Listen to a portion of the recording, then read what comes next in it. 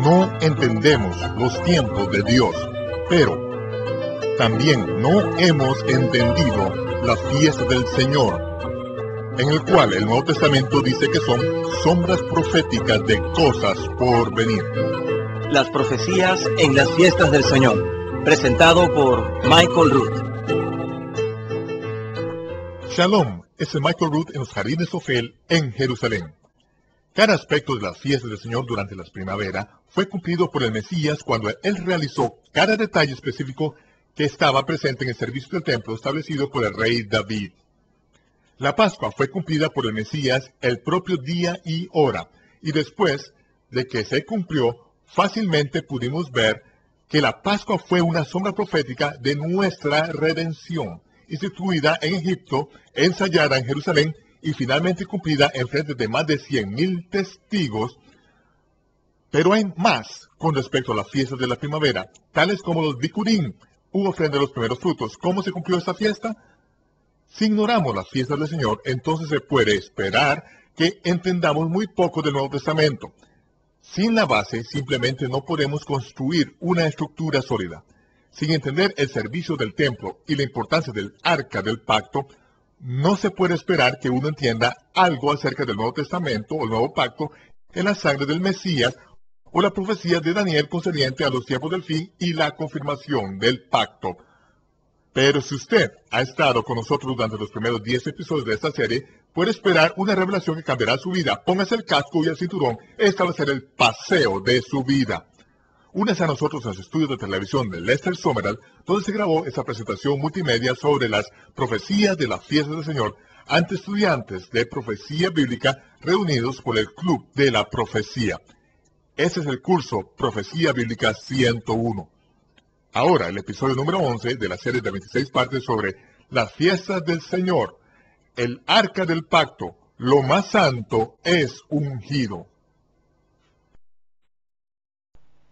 Y las escrituras dicen que cuando él supo que había llegado su hora, cuando el Señor lo supo, dijo, sed tengo. ¿Qué hora había llegado? Fue cuando se hubo ofrecido el sacrificio de los corderos de Pascua, cuando el sumo sacerdote escogía el último cordero, el más perfecto cordero de Pascua. Y era cuando por fin el cordero era finalmente sacrificado, que el sumo sacerdote, después de todo aquel trabajo, diría, sed tengo. Entonces se pararía un momento para mojarse la boca y para llenarse los pulmones de aire y hacer la proclamación final desde el monte Moriah. Cuando el Señor supo que había llegado su hora, dijo, sed tengo. Entonces tomaron una esponja y la untaron en vinagre y se la llevaron a los labios. Entonces él se estiró hacia arriba con un último esfuerzo contra aquellos clavos que le atravesaban las muñecas, tirando sus piernas una última vez, se llenó los pulmones de aire. Y entonces las mismas palabras que había pronunciado el sumo sacerdote en ese mismo momento durante 1000 años, al ser sacrificado el último cordero de la Pascua, exclamó, consumado es. Inclinó su cabeza, se produjo un terremoto y las piedras se abrieron. Y el Espíritu Santo que descendió sobre él como una paloma, cuando Juan el Bautista le bautizó, el Espíritu se marchó. Él había muerto. Juan fue el único discípulo que estuvo allí y que lo vio todo.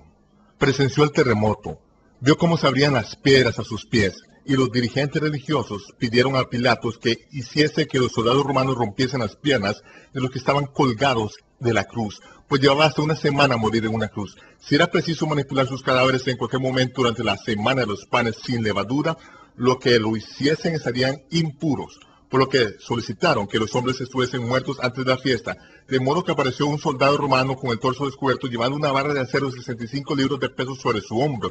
Al acercarse al lugar donde se encontraba la cruz, todo el mundo se dispersó, porque no querían que la sangre los salpicase. El soldado romano se acercó a donde se encontraba el primer hombre colgado de la cruz, cogió la barra de acero y con toda su fuerza lo golpeó y le partió las piernas por la mitad. Ahora, por mucho que el hombre se esfuerce, no tiene huesos sobre que apoyarse, de modo que no puede respirar de nuevo. Los ojos se le ponen vidriosos. Está muerto. El soldado se dirige hacia el próximo.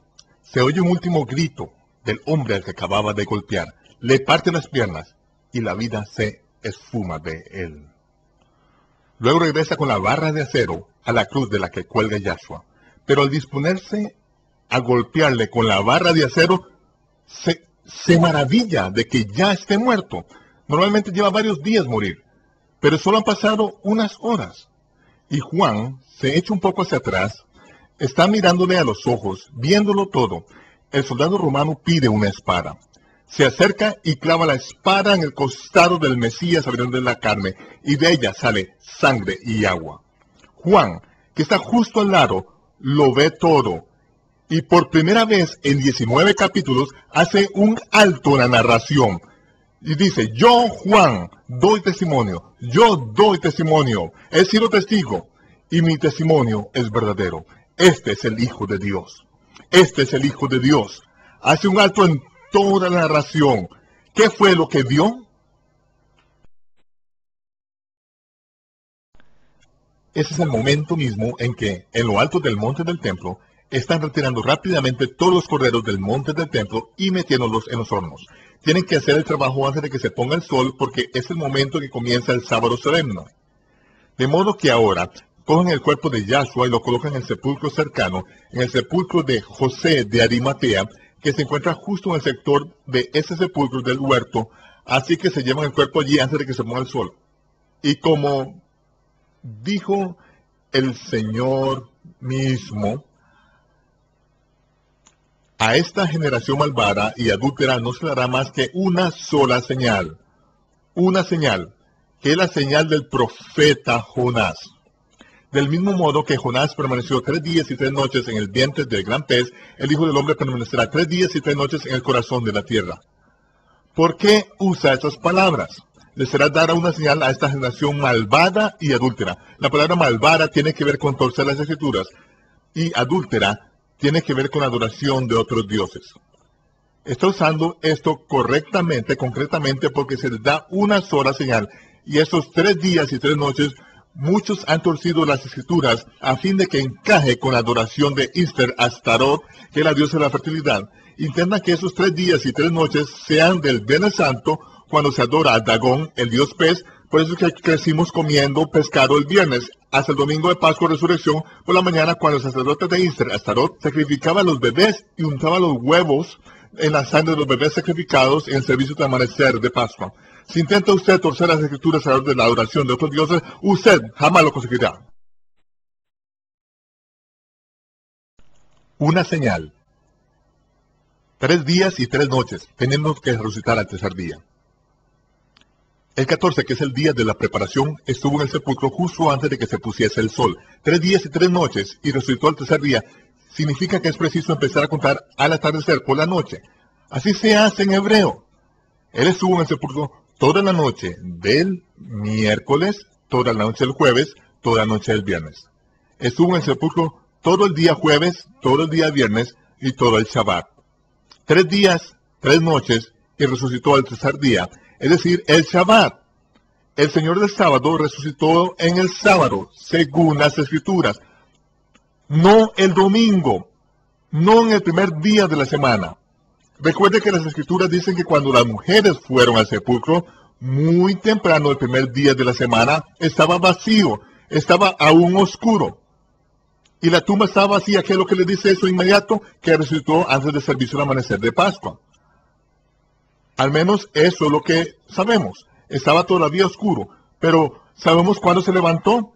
Exactamente 3 días y 3 noches después de que se pusiese en el sepulcro. Es por eso que cuando Miriam acudió al sepulcro esa mañana y lo encontró vacío, vio entonces al jardinero y dijo, Señor, ¿dónde has llevado el cuerpo de mi Señor? ¿Dónde lo has puesto? Y el jardinero le contestó con una palabra, María. Entonces ella supo que era el Señor y fue apresuradamente hacia él, se dio prisa para agarrarle los pies, cayó sobre su rostro ante él, pero él se dio un paso atrás y le dijo, no me toques, todavía no he ascendido a mi Padre en los cielos. Un momento, ¿qué es esto que no me toques? ¿Acaso no le dijo a Tomás pocas horas después, pon tus dedos en la señal de los clavos, mete tu mano en mi costado? ¿Por qué no podía ella tocarle?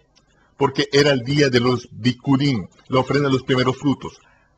Recuerde que dice, cuando hubo un terremoto en la tierra y las rocas se partieron, los sepulcros se abrieron. Eso eran los sepulcros que se hallaban en la ladera del Monte de los Olivos, donde estaban enterrados todos los profetas. Se abrieron los sepulcros y dice que cuando él resucitó, muchos resucitaron y se les aparecieron a un gran número de personas en las calles de Jerusalén. Después de resucitar él en el sábado, justo al ponerse el sol, cuando el sacerdote había de cruzar el puente sobre el valle de Cedrón, al lado del Monte de los Olivos, a fin de recoger los primeros frutos de las cebada de la tierra, fue cuando el Señor resucitó y se levantó del sepulcro durante la cosecha de los primeros frutos, junto con otros santos. Aparecieron a muchos en las calles de Jerusalén, debido a que la cosecha de los primeros frutos debía realizarse en público. La cosecha se procesaba durante la noche y a la mañana siguiente salía el sumo sacerdote, después de haber estado recluido 3 días y 3 noches en el monte Moriah. Había llegado el primer día de la semana y después de su mikvah de esa semana, el sumo sacerdote tomaba los bikurim, o la ofrenda de los primeros frutos de 10 hombres de cebada, y los llevaba al lugar sagrado y la mecía ante el trono de Dios. Fue por eso que el Mesías dijo, no me toques, aún no he ascendido, debido a que cogió en sus brazos a aquellos que resucitaron cuando él resucitó, y los llevó ante el trono de su Padre en los cielos, para a continuación presentarlos como la ofrenda de los primeros frutos. Dijo, Padre, te veré en unos días. Hizo la ofrenda mecida, y salió de regreso en el camino a Maús esa tarde para interceptar a 2 de sus discípulos que tenían el corazón destrozado, pensando que todo se había acabado. Todo cuanto tienen que hacer es eliminar la adoración al dios pagano del sol y la adoración de Ishtar, Astaroth, la diosa de la fertilidad. Si nos olvidamos de eso, la palabra de Dios encaja con una maravillosa precisión. Son las fiestas del Señor las que se cumplen, no cualquier otro festival del dios sol pagano, de modo que aquí tenemos los 3 días y las 3 noches desde el miércoles al ponerse el sol, de modo que el miércoles por la noche, el jueves por la noche, el viernes por la noche, así como todo el día del jueves, del viernes y del sábado, para resucitar el tercer día, que es el día del Shabbat, lo cual hace que el Mesías resucita a tiempo porque él tiene las llaves de la muerte y del infierno para abrir las puertas del sepulcro. Él abre el sepulcro para esos santos que son los primeros frutos. Los cosecha al aparecer estos públicamente ante muchos a la mañana siguiente, pudiendo representar su papel como sumo sacerdote. Se lleva a esos santos consigo y luego los presenta en el cielo como los bikurim, o la ofrenda de los primeros frutos, y puede estar de nuevo de regreso en la tierra esta tarde misma, haciendo que todos los detalles encajen con una enorme precisión. Pero a fin de poder entender lo que está a punto de suceder, tengo que llevarles de regreso para que echen un vistazo a lo que vio Juan. La tierra tembló y las rocas se rompieron. El Mesías inclinó su cabeza y entregó el Espíritu. Y cuando el soldado romano fue y le atravesó el costado, haciendo una incisión en él, Juan dijo, yo doy testimonio, yo he visto esto, mi testimonio, lo que he declarado es verdad. ¿Qué fue lo que vio Juan? ¿Por qué hizo un alto en toda la narración del libro de Juan por primera vez en 19 capítulos para decir esto? ¿Qué fue lo que vio y qué resultó tan profundo? Hemos visto cómo Hollywood nos ha ofrecido muchos relatos e historias mostrando la crucifixión, y hemos visto por Cecil B. DeMille donde fue atravesado el costado de Yahshua y de él salió la sangre y el agua cayendo al suelo. Según la Torá, si un animal, un cordero o una cabra tiene alguna mancha, es inaceptable como sacrificio.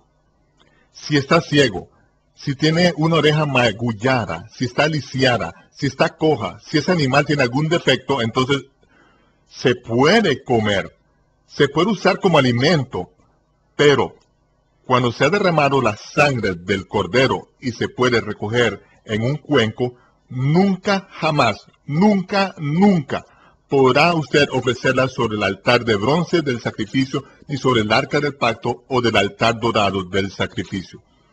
Es preciso coger la sangre y derramarla al suelo para que el hombre la pisotee, pues nunca jamás puede usarse para colocarla sobre ninguno de sus altares. Es una abominación al Señor. La Torá especifica que si ese animal tiene el menor defecto, no se puede nunca colocar su sangre sobre el altar de bronce, ni sobre el altar dorado del sacrificio, ni sobre el altar más sagrado, el arca del pacto.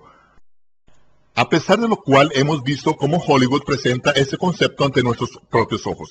El Mesías dijo, erráis porque no conocéis la Torá. Porque si conociésemos la Torá, sabríamos que si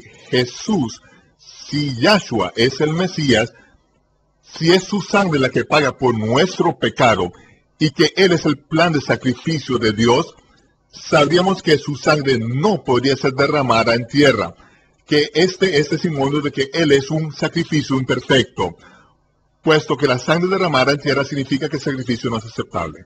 Pero nosotros ni siquiera nos detuvimos a pensar jamás en ello. Hemos escuchado cuentos de hadas religiosos toda la vida y hemos sido ignorantes respecto a la Torah de Dios.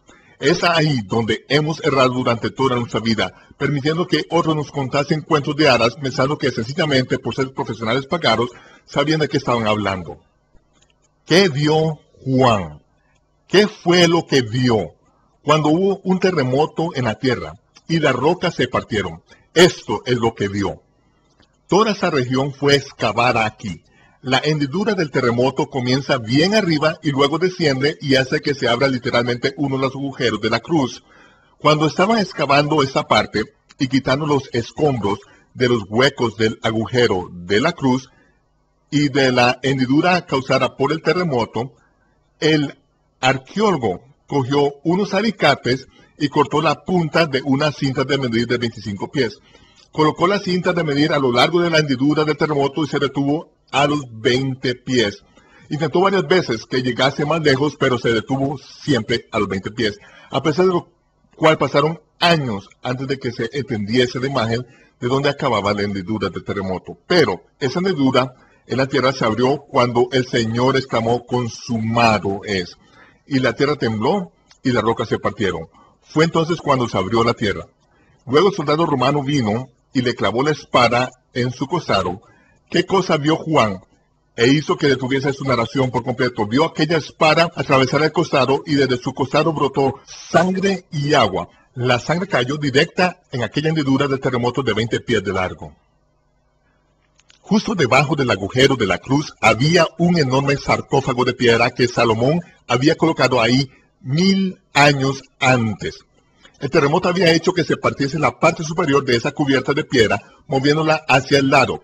Esa es la misma cubierta de piedra sobre la que Jeremías colocó 500 años antes el arca del pacto. Es ahí donde la sangre del Mesías que caía de su costado cayó directamente por la hendidura causada por el terremoto a través de 20 pies del lecho de roca, yendo a parar sobre la punta oeste del arca del pacto. Fue entonces cuando la sangre del Mesías, el Cordero de Pascua de Dios, ungió el lugar más sagrado. Su sangre fue derramada sobre el altar que Dios le había preparado. Dios había labrado un altar del hecho de piedra. Fue Él quien hizo que su Hijo quedase atado sobre el lecho del sacrificio, preparando un altar en piedra, donde Salomón había ocultado un sarcófago de piedra. Pero 500 años después, Jeremías, por revelación, metió el arca en el sarcófago. Cuando se produjo el terremoto y las rocas y el sarcófago se partieron, la sangre de Mesías descendió por aquella hendidura del terremoto y dejó el lugar más santo. Fue entonces cuando se pagó el precio por usted y por mí. Y este testimonio se encuentra aún en el norte del muro de la ciudad de Jerusalén. Pero Juan no podía contar todos los detalles. Entonces estaba en pie, justo al pie de la cruz, mirando directamente al rostro del Señor, que estaba muerto. Vio cómo salían de su costado la sangre y el agua, pero no podía contar todo lo que había pasado. Pero entonces, casi al final de su vida, Juan, en 1 de Juan capítulo 5, dijo, 3 son los que dan testimonio en la tierra, 3 que dan testimonio en la tierra, el espíritu, el agua y la sangre. Estos 3 concuerdan. Esos 3 han dejado constancia en la tierra, no sobre la tierra, sino en la tierra. Es el testimonio que Dios le dio a su Hijo. Hay 3 que dan testimonio en la tierra, el espíritu, el agua y la sangre. Si hemos recibido el testimonio de los hombres, el testimonio que Dios dio a su Hijo es superior al testimonio de los hombres. Y este es el testimonio que Dios le dio a su Hijo. Este testimonio que puso Dios en la tierra, con la sangre del Mesías sobre ella, esa imagen sigue estando presente. Ese testimonio está aún allí. Y ese testimonio que Dios le dio a su Hijo es superior a cualquier testimonio que hayamos oído de la boca de los hombres. Este es el testimonio que Dios dio. y que ha estado reservado por los últimos días. Israel ha sufrido ceguera en parte. ¿Por qué? A fin de que la salvación alcanzase a los gentiles. ¿Por qué iba a llegar la salvación a los gentiles? A fin de provocar a Israel a celos. Y esa ceguera, en parte, que ha sufrido Israel, será eliminada de sus ojos cuando vean el testimonio que ha puesto Dios en la tierra. Ahí lo tenemos. Juan se llama ante la cruz. Ese es el mismo Juan que dio testimonio de lo que Yohanan ben Zachariah HaKohen, Juan el Bautista, dijo: el que me envió a bautizar con agua, él mismo me dijo: aquel sobre el cual veáis descender al Espíritu Santo en forma de paloma y permanecer sobre él, él os bautizará con Espíritu Santo y fuego. Juan fue el que dejó constancia escrita de las palabras de Juan el Bautista. Ahora bien, Juan, el que dejó constancia de esas palabras, se llama al pie de la cruz cuando hubo un terremoto y las rocas se partieron y él entregó su espíritu. Vio al Espíritu Santo que estaba sobre él, acerca del cual había hablado Juan, que descendió derecho sobre el arca del pacto. Esa nube de gloria, ese Espíritu de Dios, descendió sobre el arca del pacto, y entonces, cuando la sangre y el agua salieron de su costado y ungieron lo más sagrado, eso fue una imagen de lo que había hecho el sumo sacerdote cuando entró ante esa nube de gloria, rociando la sangre 7 veces en la esquina este del arca del pacto. Entonces, la sangre del Mesías cayó sobre la esquina oeste del arca del pacto. ¿Por qué en la esquina oeste? Porque está a la diestra del trono de Dios sobre la tierra. Y ese es el testimonio que Dios ha dado de su Hijo. Y es exactamente como dijo Jeremías cuando reprendió al sacerdote: no marques el camino para encontrar el arca. El arca debe permanecer en ese lugar secreto hasta los últimos días.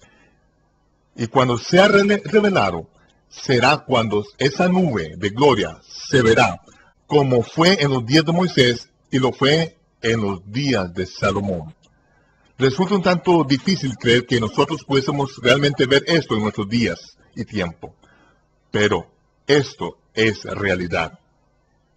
Era Pesach, el 14 de Aviv del año 4029, cuando lo más santo fue ungido. La sangre del Mesías no fue derramada sobre la tierra para ser pisoteada por los pies de los hombres, como dando a entender que era un sacrificio inaceptable. Hollywood nos ha alimentado con una imagen de Dios que es totalmente inaceptable. ¿Qué fue lo que realmente pasó? Esto habla de cuando fue ungido lo más santo, como dijo Daniel. Fue cuando se llevó a cabo la reconciliación por iniquidad.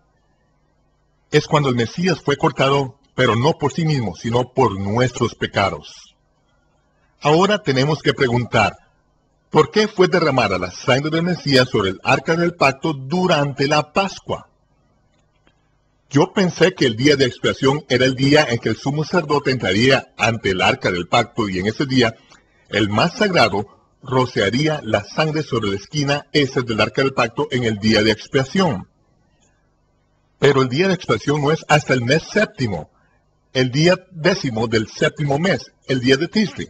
A pesar de lo cual la sangre del Mesías cayó sobre el arca del pacto el 14 de Aviv, en el día de la preparación de Pesach. ¿Qué significa esta situación? Es preciso preguntar ¿por qué? Porque son ensayos. Como ven, Pesach es la imagen de la redención personal. Dios podría haber puesto el día de la expiación en Pesach si lo hubiese deseado, si era el caso que estaba intentando representar, pero no. La Pascua es una imagen de la redención personal. Aquellos que pusieron la sangre sobre el quicial y alrededor del dintel conseguían que su familia fuese salva, pues los que estaban bajo la sangre eran salvos. El lugar santísimo fue ungido en Pesach por la sangre del Mesías, como en la realidad literal que fuimos comprados y pagados de manera individual en ese día. Pero aún habrá de venir otro día, el de Yom Kippur, el día de la expiación, el día de Tisri. Ese día ha sido apartado para el nuevo pacto que fue hecho en su sangre cuando su sangre fue derramada por la remisión de nuestro pecado. Ese pacto será confirmado el día de Tisri, para la culminación de la guerra de Gog y Magog, cuando Dios luche por Israel y él ponga de manifiesto su poder Él revelará el testimonio de que Él puso en la tierra a su Hijo, a fin de que el día que ha sido apartado se confirme el pacto. Eso sucederá cuando la gran parte que ha sucedido a Israel será quitada de los ojos de ellos. Eso será lo que conmoverá al mundo. Michael Rood regresará en tan solo unos momentos.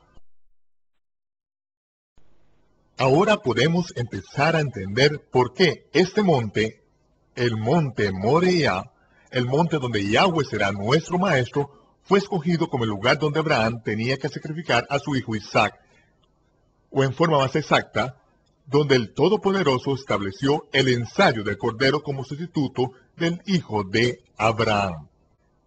El Cordero sustituto continuó apareciendo a través de la historia de Israel hasta que en el día en que Yahweh pudo entregar a su hijo como el sustituto por toda la humanidad. Las fiestas de la primavera empiezan con la selección del Cordero Pascual el 10 del mes de la Cebada Aviv. La primera parte de esta fiesta culmina en la noche del 15 cuando se come la carne del Cordero Pascual. Este sábado semanal luego introduce la cosecha de los bicurín, conforme se pone el sol y empieza el conteo del Omer, la preparación de 50 días para Shavuot, o la fiesta de las semanas, también conocida como Pentecostés, de la palabra griega cincuentavo. Al final de la fiesta de los panes sin levadura, otro día santo será la fiesta al tiempo que Israel pasaba a través del Mar Rojo sobre la tierra seca. Todos los detalles de la fiesta del Señor son cuadros proféticos de buenas cosas por venir, y si tan solo nos detenemos para mirar, veremos la mano del Todopoderoso conforme se revela en cada generación. Lo invitamos a unirse a nosotros la próxima vez para el episodio número 12 de esta serie de 26 partes sobre las profecías de la fiesta del Señor, los bicurín, la ofrenda de los primeros frutos. Es Michael Rood desde Jerusalén, deseándoles shalom, paz, y les veré cuando se aclare el humo.